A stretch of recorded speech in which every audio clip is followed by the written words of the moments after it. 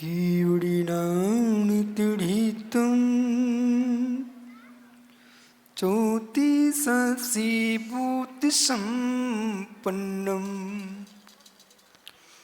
नाभिजिनं त्रिभुवनं नमन् सिद्धं नमन् शामि इन्दिशदिवं दियाडं त्यूडिदे मधुरविसदिव कारणम् अन्तातीतिगुणानं नमो जिनाडं दिदि बबाडं डमोरिन्ताडं नमो सिद्धाडं नमो ऐरियाणं नमो छायाडं नमो लोयेशोविसावुडं अनंत अनंत परम सिद्ध गवायनी की एक जड़वान आदिनाथ स्वामी की एक जड़वान महावीर स्वामी की परम पूज आचार्य भगवान कुंद कुंद स्वामी की परम पूज आचार्य विराग सागर जी मुनि महाराज की परम पूज आचार्य श्री बाहुली सागर जी सुवल सागर जी मुनि महाराज की अहिंसामय विश्व धर्म की केवल कल्याण महामहोत्सव की पूज्य आचार्य भगवान श्री विशुद्ध सागर जी गुरुदेव की जय हो। समस्त आचार्य भगवंतों की जय हो। श्री अट्ठियत्तम अवत्तपम तत्यदेयम दब्बम कुसप्तभंगम आदेश पसेड़े संभवतो। अरहत परमेश्वर तीर्थंकर ऋषभदेव ने अपनी दिव्य देशना में सात तत्व जीव अजीव आश्रव बन संबंध रजा मोक्ष 85 काय 6 द्रव्य 9 पदार्थ त्रैकाल्य 6 लिस्या 85 काय की व्याख्या की है। प्रथमानुयोग कर्णानुयोग चरणानुयोग द्रव्यानुयोग ये 4 अनुयोग का प्रूफ ने किया है।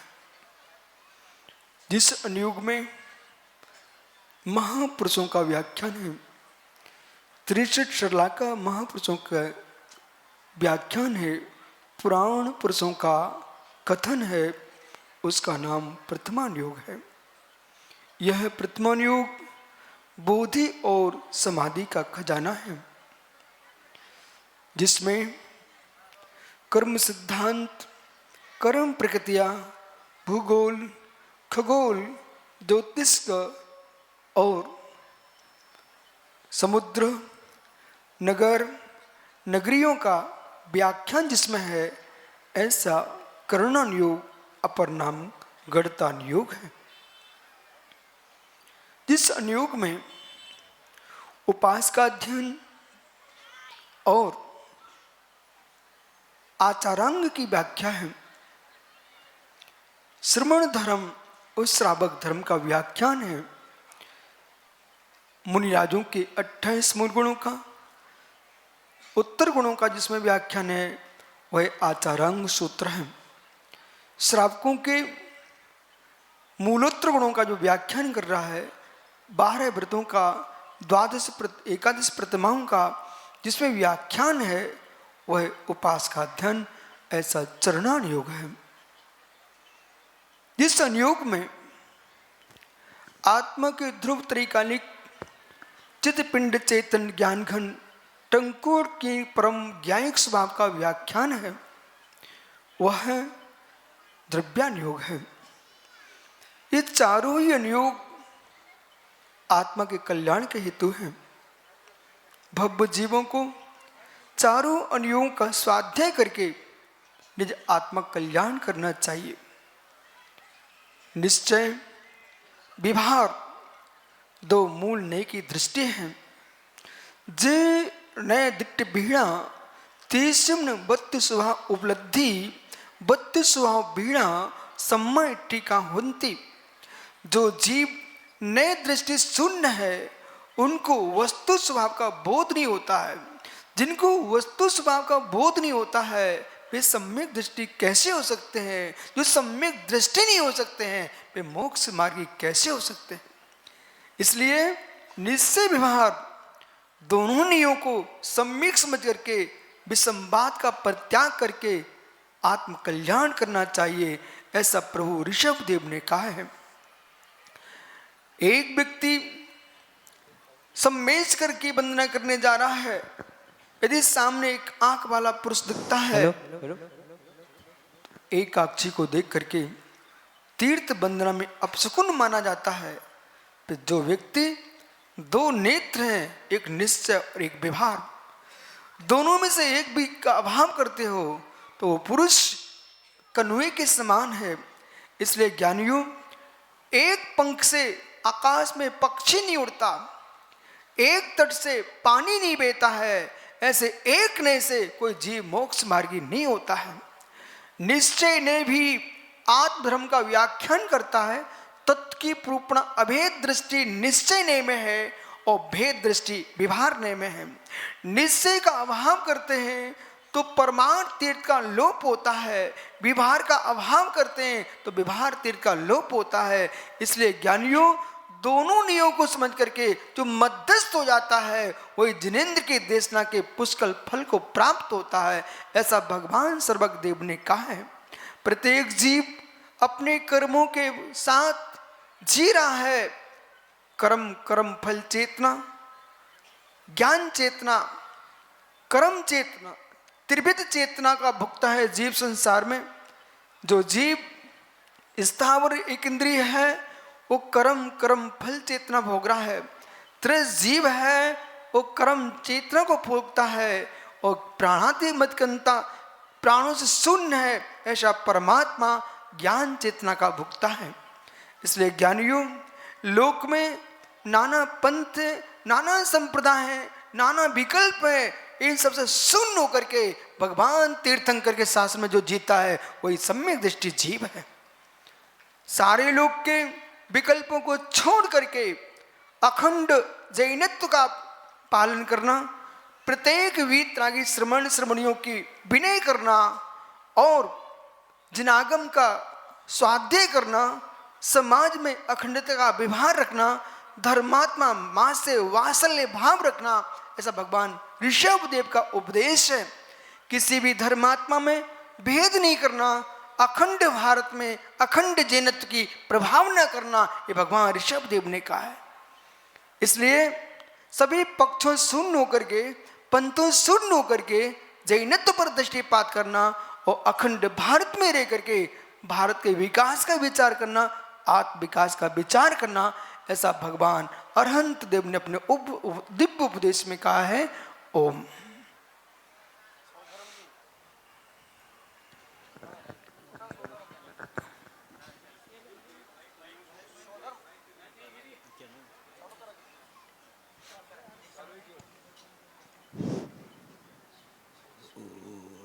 गुरुदेव नमस्तु नमस्तु नमस्तु। गुरुदेव, मैं 96 में सौदर मिद्रोवा 1996 में, उसके बाद अभी सौदर मिद्रोवा और आचार्य श्री का पूरा संघ सम्यक स्वीकृति लेके गया, तो मैं मोक्ष के जाएगा या नहीं जाएगा? अहो भव्योत्तम, अहो सौरेंद्र, तूने कितना महान प्रश्न किया है। सिद्धांत का नियम है, जो भव्य जीव सौधर्मेंद्र बनता है एक भवातारी होता है। जिसने सम्मेश्वर की वंदना की हो, चतुर्संग की भक्ति की हो, वह जीव नियम से भव्य भविष्य में भगवान बनेगा। आप संकल्प विकल्प छोड़ करके इसी प्रकार से पंच परमेश्वरी की आराधना करो, तुम्हारा कल्याण होगा। नमस्ते भगवान, नमस्ते। नमोस्तु गुरुदेव, नमोस्तु गुरुदेव, नमोस्तु गुरुदेव। जीव को जाति स्मरण कब होता है और सम्यक ज्ञान, सम्यक दर्शन, सम्यक चारित्र के लिए कौन सा पुरुषार्थ करना चाहिए? भव्य नरोत्तम, आपने तीर्थंकर के पिता बनने का सौभाग्य प्राप्त किया। जो जीव अपने जीवन में शांत से जीता है, मंद कसा से जीता है, परिणामों को भद्र रखता है, संक्लेशता शून्य जीता है और मृत्यु के काल में शांत परिणामों से जीता है, ऐसा जीव जाति स्वर्ण को प्राप्त होता है। और सम्यक दर्शन ज्ञान चारित्र को प्राप्त करने के लिए देवसा गुरु की आराधना करना चाहिए, जो व्यवहार सम्यक है। सच्चे देव, सच्चे शास्त्र, सच्चे गुरु पर हमारी आस्था हो, तत्वों पर श्रद्धान हो, इसलिए हमें पुरुषार्थ करना चाहिए। प्रसम, संवेग, अनुकंपा, आस्तिक्य, प्रत्येक जीव को देकर के प्रसन्न होना, धर्म धर्मात्मा को देकर गदगद होना। आज रुकड़ी में इतना विशाल पंचरक हो रहा है, आपका चित्त प्रसन्न हो रहा है, आप सम्यक दृष्टि हो। इतने त्यागियों को, इतने श्रावकों को देख करके तुम्हें गदगद भाव आ रहा है, पर संवेग भाव है। भगवान जिनेंद्र देव ने जिन तत्वों का है वो सत्य है, ऐसे ही है, अन्य नहीं है, अन्यथा नहीं है, ऐसा विचार आपका चल रहा है, आपका आस्तिक भाव है। हे जीव, प्राणी मात्र पर करुणा दृष्टि है, किसी जीव को सताने के परिणाम नहीं है। इस जीव के अंदर जो है अनुकंपा भाव है।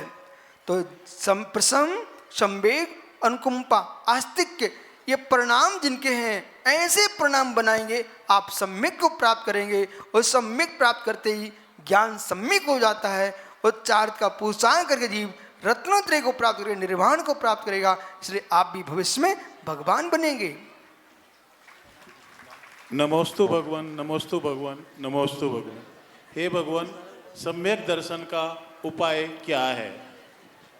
भव्योत्तम, सम्यक दर्शन प्राप्ति का उपाय अपने परिणामों को शांत रखना, प्राणी मार्ग प्रति मैत्री भाव रखना और देवसा गुरु के चरणों में आस्थान्वित रखना, कसाइयों को मंद रखना, मिथ्यात्व पर विजय प्राप्त करना, कुदेव कुशा गुरु की आराधना से आत्मरक्षा करना, यही सम्यक का उपाय है।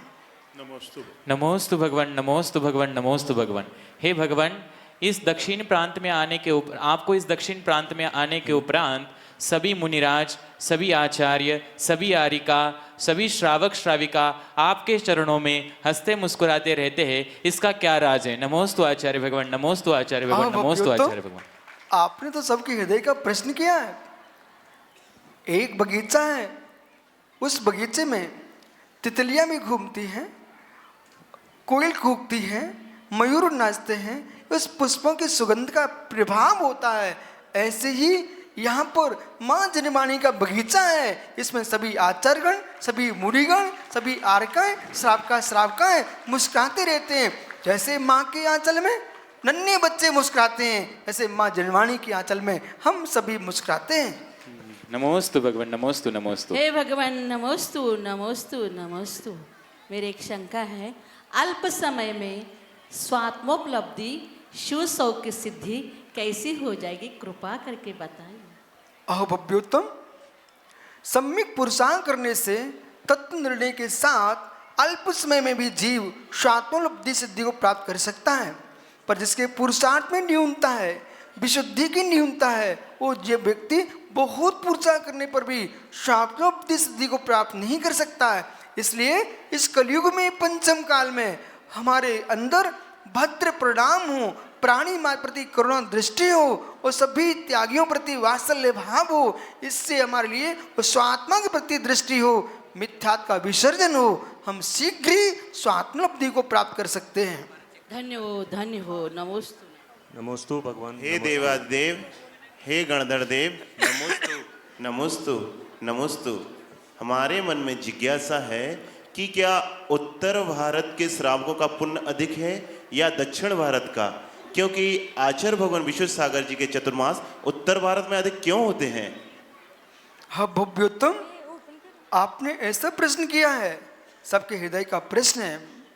उत्तर भारत इसलिए श्रेष्ठ है, वहाँ तीर्थंकरों का जन्म होता है, पर दक्षिणा इसलिए श्रेष्ठ है, यहाँ महान आचार्यों का जन्म हुआ है। इसलिए दोनों ही उत्तर भारत, दक्षिण भारत, इनकी अखंडता है, इसलिए उत्तर में भी चातुर्मास होते हैं, दक्षिण में भी चातुर्मास होते हैं, इसमें कोई विकल्प की आवश्यकता नहीं है। नमस्तु नमस्तु भगवान नमस्तु। मेरी जिज्ञासा समोशरण को लेके है। श्राविका को तीसरे भाग में बिठाया जाता है और श्रावकों को 11वें सभा में बिठाया जाता है, ऐसा क्यों? भव्योत्तम, श्रावकों के लिए आर्काओं के साथ बिठाया गया है सम्मिश्रण में, और श्रावकों का स्वतंत्र कोठा है। श्रावक जो है वह पुरुष है, पुरुष के स्वतंत्र अधिकार रखा गया है, लेकिन ये नारी पर्याय है, इसको सुरक्षित रखने के लिए और इनका सम्मान बना रहा है, इसलिए आर्काओं के कोठों में श्रावकों को स्थान है, पर मुनियों के कोठों में श्रावकों का स्थान नहीं है, वो स्वतंत्र उनका कोठा है, ऐसा आपको समझना चाहिए। नमस्तु नमस्तु भगवान नमस्तु। महिलाओं में बहू और बेटी में समता प्राप्त कैसी होगी? भव्योत्तम, आपने नारी जगत का प्रश्न किया है। महिलाओं में बेटी और बहू में समता का लक्षण तभी आ सकता है जब उन्हें अपनी समधि और समधिन का बोध हो जाए।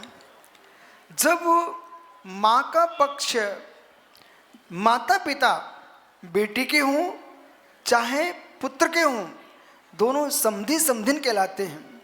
समधि समान बुद्धि, जब जैसे आपको अपने बेटे के प्रति दृष्टि है, अपनी बेटी के प्रति दृष्टि है, ऐसे ही बहू के प्रति बेटी के समान दृष्टि होना चाहिए, और ससुर के लिए अपने दामाद के प्रति अपने पुत्र जैसी दृष्टि होना चाहिए, तब बहू और बेटी में समान व्यवहार बनेगा।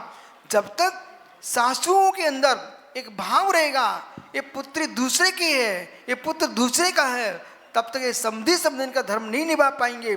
साम्य भाव के रखने लिए उनको चाहिए है कि जैसे मेरी कन्या आपको प्रिय है, तो किसी दूसरे की बेटी तुम्हारे घर में बहू बन के आई है, वो भी जीव है, वो भी भगवान आत्मा है, इसलिए सबके समान व्यवहार होना चाहिए।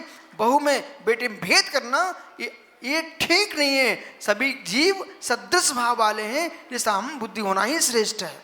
नमस्ते गणधर भगवान, मेरा प्रश्न है, किसी अजैन व्यक्ति को ये कैसे हम समझाएं कि जैन धर्म सबसे प्राचीन है? भव्योत्तम, बहुत सारे प्रश्न मुख से नहीं समझाना पड़ते हैं, आंखों से दिखाना पड़ता है। भारत की भूमि पर जितने भी तीर्थ हैं, उत्तर से दक्षिण तक, दक्षिण से उत्तर तक, पूर्व से पश्चिम तक जितनी प्रतिमाएं हैं, आज जमीन का जरा भी खुदाई होने पर वहाँ जैन प्रतिमाएं निकलती हैं, जैन अवशेष ही मिलते हैं। और हमारे आगमों में परम तत्व की प्रूपणा है, वेदों में भी जैन दर्शन की व्याख्या है, ऋषभ देव की व्याख्या वेदों में है, पुराणों में है। इसलिए बोध होना चाहिए, वेदों की रचना के पूर्व भगवान ऋषभ देव थे, इसलिए जैन शासन विश्व का प्राचीन धर्म है, इसमें कोई शंका नहीं है। नमोस्तु गणधर भगवान, नमोस्तु नमोस्तु नमोस्तु। हमें और क्या पुरुषार्थ करना पड़ेगा कि पूज्य आचार्य भगवान विशुद्ध सागर जी गुरुदेव का इसी प्रांत में और चतुर्मास हो जाए। नमोस्तु भगवान, नमोस्तु भगवान, नमोस्तु भगवान। भव्योत्तम, एक नांद्री मठ में जिनसन भट्टारक जी हैं, उन्होंने ऐसा पुरुषार्थ किया, वो उत्तर से दक्षिण में लेके आ गए।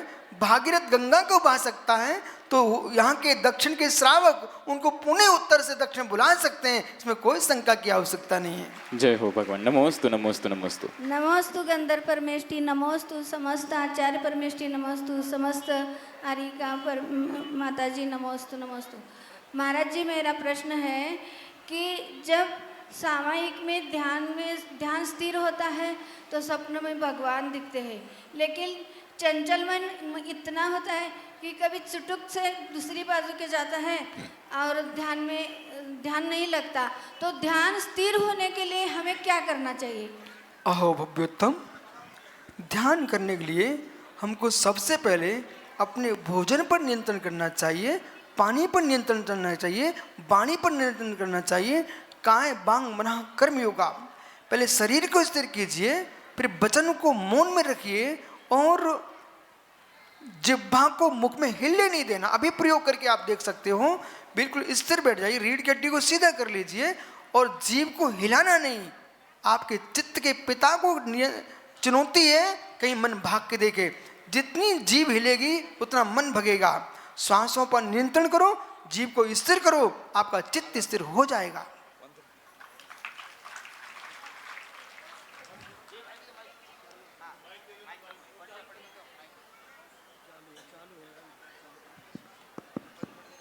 नमोस्तु भगवान।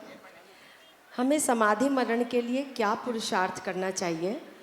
मुनियों और आर्यिकों को समाधि मरण होता है, तो श्रावकों में क्या सिर्फ प्रतिमाधारी श्रावक ही समाधि मरण के पात्र हैं अथवा सम्यक दृष्टि श्रावकों का भी समाधि मरण हो सकता है? ओ भव पुंडरीक, संपूर्ण श्रावक जगत का एक प्रश्न आपने खड़ा किया है। बाल मरण, बाल मरण, बाल पंडित मरण और पंडित पंडित मरण, ये 5 प्रकार का मरण होता है।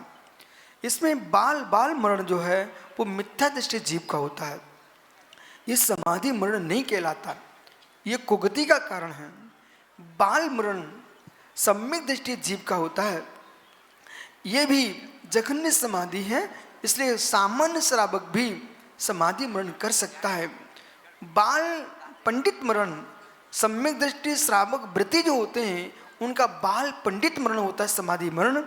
और पंडित मरण जो दिगंबर मुनिराज हैं उनका पंडित मरण होता है। इसके 3 भाग किए हैं, जघन, मध्यम, उत्कृष्ट। इंगनी मरण, भक्त प्रतीख्यान मरण और प्रायोगन मरण। जो मुनिराज अपने शरीर की सेवा स्वयं भी नहीं करते, दूसरे से भी नहीं कराते, ये प्रायोगन मरण, उत्कृष्ट मरण होता है, पंचम काल में असंभव है। और इंगनी मरण जो अपनी सेवा स्वयं कर सकते हैं पर दूसरों से नहीं कराते हैं, यह इंगनी मरण होता है, यह भी पंचम काल में असंभव है। भक्त प्रतीख्यान मरण जो तीसरा मरण है वह है स्वयं की सेवा स्वयं भी कर सकते हैं, अन्य लोगों से करा सकते हैं। इसका 12 वर्ष का उत्कृष्ट काल है। 4 वर्ष साधना करते हमको 12 वर्ष की समाधि करना चाहिए, लेकिन एक का शीघ्र ही नहीं लेना चाहिए। गुरुओं के पास जा करके अभ्यास में पहले लेना चाहिए। और श्रावक भी जो है ना, जो पंडित मरण है मुनिराज का, वो पंडित मरण यदि एक बार हो गया 7-8 भव में अथवा 2-3 भव में नियम से निर्वाण होता उनका। 5वां जो भेद है पंडित मरण, वो केवल ही भगवान का जो निर्वाण होता है उसका नाम पंडित मरण है। इसलिए श्रावकों को भी समाधि का अभ्यास करने के लिए रसना इंद्रिय पर नियंत्रण करना चाहिए। पहला बिंदु रसना में पर नियंत्रण, दूसरा बिंदु अपने मोह पर नियंत्रण करो, तीसरा बिंदु ब्रह्मचर्य का पालन करो।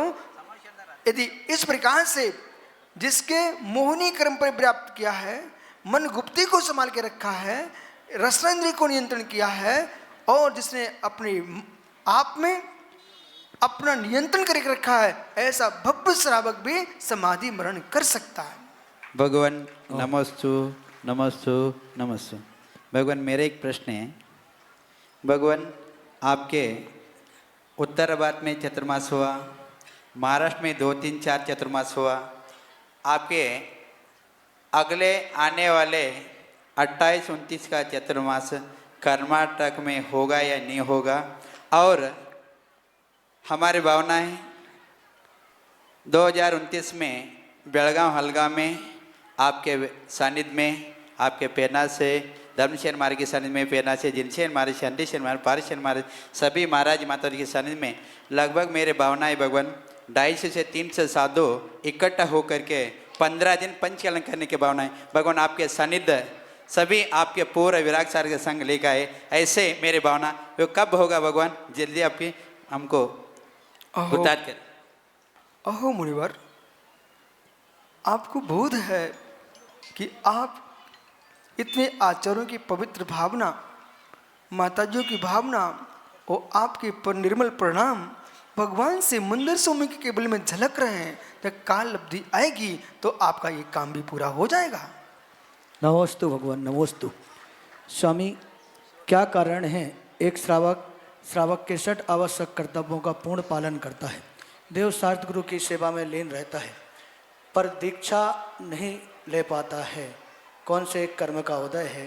क्या अहो भव्योत्तम, सब क्रियाएं करने के उपरांत भी दीक्षा के परिणाम नहीं हो रहे हैं, उस जीव के चारित्र मुनि कर्म का उदय है। और सबसे आवश्यक है कि जिनको संयम के मार्ग पर चलने के परिणाम हैं, उन्हें अपने काम, क्रोध, मान, माया, लोभ इन कसायों से नियंत्रण रखना चाहिए, क्योंकि संयम के परिणाम को विघात करने वाली कसाय होती है और कसाय से चारित्र मुनि कर्म का आश्रय होता है। इसलिए अपने कसायों को मंद रखिए, आप कभी क्षोभम आएगा, आप संयम धारण कर सकते हैं। नमस्ते महाराज जी, माझा प्रश्न आहे की नमो अरिहंतानमचं महत्व काय आहे?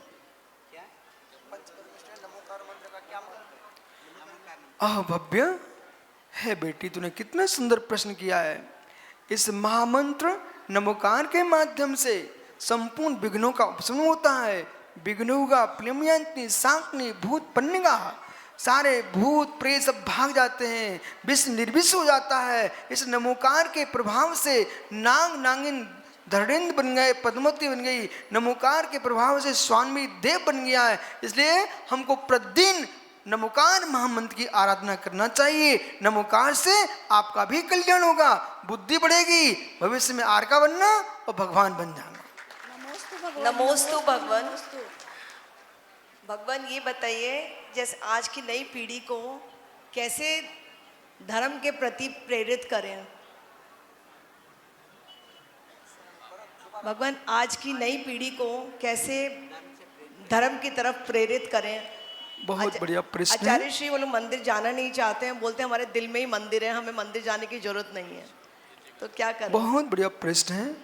उनको एक बार सच्चे गुरुओं के पास लेके आओ। जिस बात को हम नहीं समझा सकते, गुरुओं के माध्यम से उन बालक बालिकाओं को हम धर्म के मार्ग पर जोड़ सकते हैं।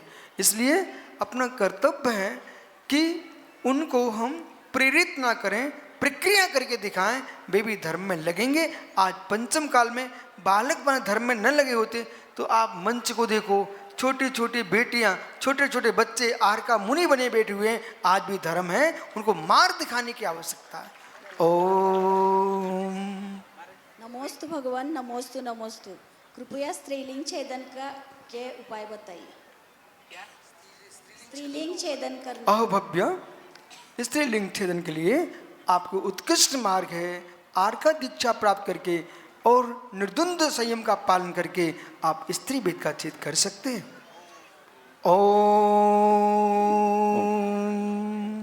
सभी हाथ जोड़िए। समूह शरण की आरती होगी। समूह शरण की आरती।